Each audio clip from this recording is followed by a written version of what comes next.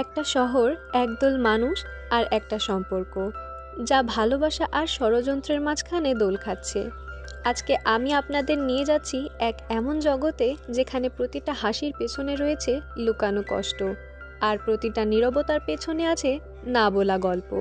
আমি রিনিয়া, আপনাদেরকে আজকে এক্সপ্লেন করতে চলেছি সোশ্যাল মিডিয়াতে ভাইরাল হওয়া কে ড্রামা যার নাম হচ্ছে এসলাইন।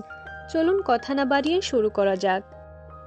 এপিসোডের শুরুতে আমরা এই ড্রামার প্রধান চরিত্র হিউনকে তার ঘরে দেখতে পাই। এখানে সকালবেলা হিউন ঘুম থেকে উঠেই জানালা খুলে নিচের দিকে তাকালে কাং নামের একটি মেয়েকে দেখতে পায়। কাং স্কুলে যাচ্ছিল এবং তার আঙ্কেল তাকে স্কুল ড্রপ করার জন্য গাড়িতে বসতে বললে কাং মানা করে দেয়। হিউন এখানে কাংয়ের মাথায় একটি স্লাইন দেখতে পায় এবং গাড়িতে থাকা লোকটির মাথায় অনেকগুলো স্লাইন দেখতে পায়। তারপর হিউনের চোখ সামনের বিল্ডিংয়ে থাকা আরেকটি মেয়ের দিকে যায় যার মাথায়ও অনেকগুলো স্লাইন ছিল।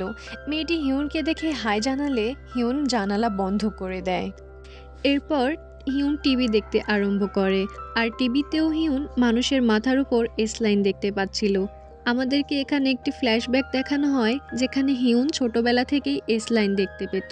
সে তার বাবার মাথার উপরও কয়েকটা এসলাইন দেখতে পায়। হিউনের মা হিউনের বানানো একটি ড্রয়িং দেখতে পায় যেখানে হিউনের বাবার মাথার এসলাইন হিউনের আন্টির সাথে কানেক্টেড ছিল। এটা দেখে হিউনের মা বুঝে যায় যে তার হাজবেন্ডের তার বোনের সাথে অবৈধ সম্পর্ক রয়েছে। হিউনের মা এটা দেখে রাগে তার বাবাকে মেরে ফেলে এবং সেটা হিউন নিজের চোখে দেখতে পায়। এরপর হিউন আমাদেরকে বলে যে প্রথমে এই লাইনগুলোর মানে সে না বুঝলেও আস্তে আস্তে এর মানে সে বুঝতে আরম্ভ করে। সে এটা বুঝতে পারে যে এস লাইন দেখার কারণে মানুষের জীবনও যেতে পারে। এজন্য হিউন নিজের চোখ মুখ বন্ধ রাখতে শুরু করে। এরপর আমাদেরকে দেখানো হয় হিউন কয়েকবার সুইসাইড করার চেষ্টা করলেও সে মরতে পারে না। প্রত্যেকবার সে আপনা আপনি হিল হয়ে যেত। এজন্য সে সিদ্ধান্ত নেয় যে এই ইসলাইনের রহস্য সে বের করেই ছাড়বে এবং সে এটার কারণ বের করবে। এই সময় হিউনের দরজায় কেউ নক করলে সে বাইরে দেখতে পায় একটি মেয়ে সেখানে দাঁড়িয়ে আছে। মেয়েটি অনেকবার ডোরবেল বাজালেও হিউন দরজা খোলে না। মেয়েটি হিউনের দরজার সামনে একটি ফলের ব্যাগ রেখে বলে, আমি তোমার নতুন প্রতিবেশী। আমি এই ফলের ব্যাগটি এখানেই রেখে যাচ্ছি, আমি চলে গেলে তুমি এটা নিয়ে খেয়ে নিও। এটা বলেই মেয়েটি সেখান থেকে চলে যায়। মেয়েটি চলে যাওয়ার পর হিউন ফলের ব্যাগটি ভেতরে নিয়ে নেয় আর এমনভাবে খেতে থাকে যেন সে অনেক দিন যাবৎ কিচ্ছু খায়নি। এরপরের সিনে আমরা কাংয়ের আঙ্কেলকে দেখতে পাই যার নাম হলো জিউক। জিউক এখানে এই ড্রামার আরেকটি প্রধান চরিত্র এবং পেশায় সে একজন কপ। এখানে সে অফিসে নিজের কাজ করতে থাকে এবং পরের সিনে আমরা তাকে তার এক কলিগের সাথে গোপন কিছু কুকর্ম করতে দেখতে পাই। পরের সিনে আমাদেরকে দেখানো হয় কাংকে তার স্কুলের কিছু স্টুডেন্টরা মিলে মারধর করছিল। এখানে মেয়েটি কাংকে টাকা দিতে বললে কাং স্কুলে রিপোর্ট করে দেয়, যার কারণে মেয়েটি কাংকে মারধর করছিল। সে কাংকে বলে যদি সে টাকা না আনে আর তার আঙ্কেলকে কিছু বলে তাহলে সে কাংকে ছাদ থেকে নিচে ফেলে দেবে। এরপরে সিন শিফট হয় একটি মেয়ের রুমে যেখানে কিনা মেয়েটিকে খুন করা হয়েছিল। এখানে জিউক ও তার পার্টনার ডংসিক বিষয়টার তদন্ত করছিল। তারা অ্যাপার্টমেন্টের সব জিনিস চেক করতে থাকে। এখানে তারা কিচেনে কিছু খাবারের পার্সেল দেখে বুঝতে পারে যে মেয়েটি প্রায়শই বাইরে থেকে খাবার অর্ডার করত। এরপরে জিউকের জুনিয়র তাকে বলে যে সে এখানে আশেপাশে খোঁজ নিয়ে জানতে পেরেছে যে এখানে কালকে রাতে একটি হেলমেট পরা ডেলিভারি বয়কে দেখা গিয়েছে। এরপরে জিউক ও ডংসিক এই কেসের ব্যাপারে কথা বলতে থাকে। এখানে জিউক ডংসিককে ভিকটিমের লাভ লাইফের ব্যাপারে ইনফরমেশন বের করতে বললে ডংসিক তাকে জানায় ভিকটিম গত 1 বছর যাবৎ সিঙ্গেল। তখন জিউক ডংসিককে ভিকটিমের এক্সের ব্যাপারে ইনফরমেশন বের করতে বলে। এরপরের সিনে আমরা হিউনকে দেখতে পাই যে কিনা টিভিতে সে মার্ডারের নিউজ দেখছিল। এখানে টিভিতে সিসিটিভি ফুটেজ দেখিয়ে বলা হয় যে সাসপেক্টিভ এই হেলমেট পরা একজন লোক। হিউন দেখে হেলমেট পরা ছেলেটার মাথায় মাত্র একটা এসলাইন ছিল, যা বর্তমানে অনেক রেয়ার একটি ব্যাপার। এমন সময় বাইরে বাইকের শব্দ শুনে হিউন জানালা খুললে সে একটি হেলমেট পরা লোককে দেখতে পায় যে কিনা তার সামনের বিল্ডিংয়ে যাচ্ছিল। এটা দেখে হিউন পুলিশকে ফোন করতে চাইলে সে দেখে তার ফোনের ব্যাটারি ডাউন হয়ে আছে। তখন সে ফোন চার্জে লাগিয়ে ওই হেলমেট পরা লোককে দেখতে থাকে। লোকটি সামনের বিল্ডিংয়ের ওই মেয়েটির অ্যাপার্টমেন্টে যায়। এমন সময় হিউনের ফোন চালু হলে সে পুলিশকে বলে যে আমার সামনের অ্যাপার্টমেন্টে আমি ওই হেলমেট পরা লোকটিকে দেখতে পেয়েছি। তখনই সে দেখতে পায় যে লোকটি আসলে মেয়েটির বয়ফ্রেন্ড ছিল। এরপর স্কুলের দৃশ্য দেখানো হয় আর দেখানো হয় যে কাং স্কুলে আসেনি, এজন্য ওই বুলি করা মেয়েগুলো কাংয়ের লকার খুলে দেখে এবং কাংয়ের লাভ লেটার দেখে সেটা নিয়ে মজা করতে থাকে। এর পরের সিনে জিউকের ঘর দেখানো হয়। এখানে কাং জিউককে বলে আপনি কি আমাকে কিছু টাকা দেবেন। জিউক তখন তার ওয়ালেট থেকে সব টাকা কাংকে দিয়ে দেয় এবং বলে বাকি টাকা আমি কালকে দেব। জিউক তখন কাংয়ের শরীরে ক্ষতের চিহ্ন দেখে তাকে এর কারণ জিজ্ঞেস করে। কাং বলে আপনার এটা জানার দরকার নেই এবং তাকে আরও জিজ্ঞেস করে সে আর কত টাকা দিতে পারবে। এটা শুনে জিউক কাংকে টাকা চাওয়ার কারণ জিজ্ঞেস করলে কাং কোনো জবাব না দিয়ে দরজা আটকে দেয়। এরপর জিউকের কাছে ডংসিকের কল আসে। ডংসিক তাকে জানায় কাল রাতে তোমার এরিয়ার বিল্ডিং বি থেকে একটি মেয়ের ফোন আসে।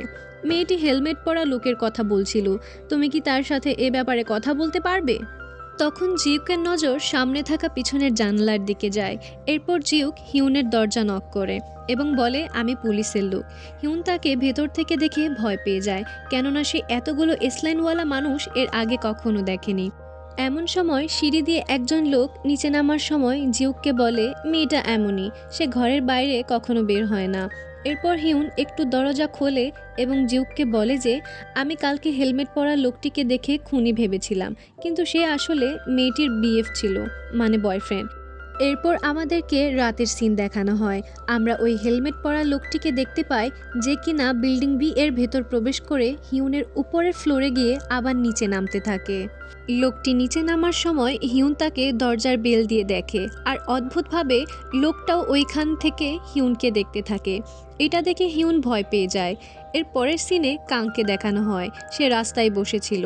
তার কাছে বুলি করা মেয়েটির মেসেজ আসে যে সে যেন তাড়াতাড়ি টাকা নিয়ে আসে। এমন সময় কাংয়ের চোখ একটি মহিলার দিকে যায় যে কিনা এটিএম থেকে টাকা উঠিয়ে নিয়ে যাচ্ছিল। কাং মহিলার কাছ থেকে টাকা ছিনতাই করার চেষ্টা করলেও অনেক লোক থাকার কারণে সে ব্যর্থ হয়। এর পরের সিনে আমরা দেখতে পাই ডংসিক জিউককে বলছে আমি ভিকটিমের এক্স বয়ফ্রেন্ডের ব্যাপারে খোঁজ নিয়েছি আর সে আপনার এরিয়ার বিল্ডিং বিতে থাকে। ওর নাম জিয়ংমিন আর সে আপনার ভাগ্নের স্কুলের টিচার। জিউক এখানে লোকটির ছবি দেখে চিনতে পারে, কারণ সে সেই লোক ছিল যে হিউনের রুমের বাইরে ছিল। ডংসিক আরও বলে গত মাসে যে মেয়ের মার্ডার হয়েছিল জিয়ংমিন সেই মেয়েটির জিমেও যেত। তার মানে এই দুটো মার্ডারের সাথে হয়তো জিয়ংমিনের কোনো কানেকশন রয়েছে। তারপর তারা দুজন জিয়ংমিনের অ্যাপার্টমেন্টের উদ্দেশ্যে রওনা হয়, কিন্তু এখানে জিউকের ফোনে হসপিটাল থেকে একটি কল আসে। এখানে তার বাবা অ্যাডমিট ছিল। সে ডংসিককে অ্যাপার্টমেন্টে যেতে বলে হসপিটালে চলে যায়। নার্সরা তাকে বলে আপনার বাবা হঠাৎ করেই উধাও হয়ে গিয়েছেন। জিউক তখন ছাদে যায় এবং দেখে তার বাবা ছাদের একদম কোনায় দাঁড়িয়ে আছে। এরপরে নার্সরা এসে তার বাবাকে নিচে নামিয়ে নেয়। এদিকে ডংসিক জিয়ংমিনের অ্যাপার্টমেন্টে গিয়ে একটি রুম দেখতে পায় যেটা কিনা একটু অদ্ভুত ছিল। ডংসিক জিউককে ফোন করে বলে যে আমার এখানে একটু গড়বড় লাগছে। জিউক বলে আমি সেখানে আসছি। তখনই আমরা দেখতে পাই জিয়ংমিন আসলে সেই রুমেই ছিল। সে ডংসিকের ওপর হামলা করে দেয় এবং ফোন কাট হয়ে যায়। জিউক বুঝতে পারে যে কিছু তো গড়বড় হয়েছে। জিয়ংমিন এখানে ডংসিককে অজ্ঞান করে বেঁধে ফেলে। এরপর জিয়ংমিন হেলমেট আর চশমা পরে নিচের দিকে যায়। এখানে হিউন জিয়ংমিনকে দেখে ফেলে। হিউন দেখে জিয়ংমিনের মাথার এস লাইন পাশের অ্যাপার্টমেন্টের মেয়েটির সাথে কানেক্টেড ছিল আর জিয়ংমিন পাশের সেই অ্যাপার্টমেন্টের দিকেই যাচ্ছে। সে পুলিশকে ফোন করতে গেলে দেখে তার ফোনের ব্যাটারি আবারও ডেড হয়ে গেছে। এজন্য সে কিচেন থেকে ছুরি নিয়ে বিল্ডিং থেকে বেরিয়ে আসে।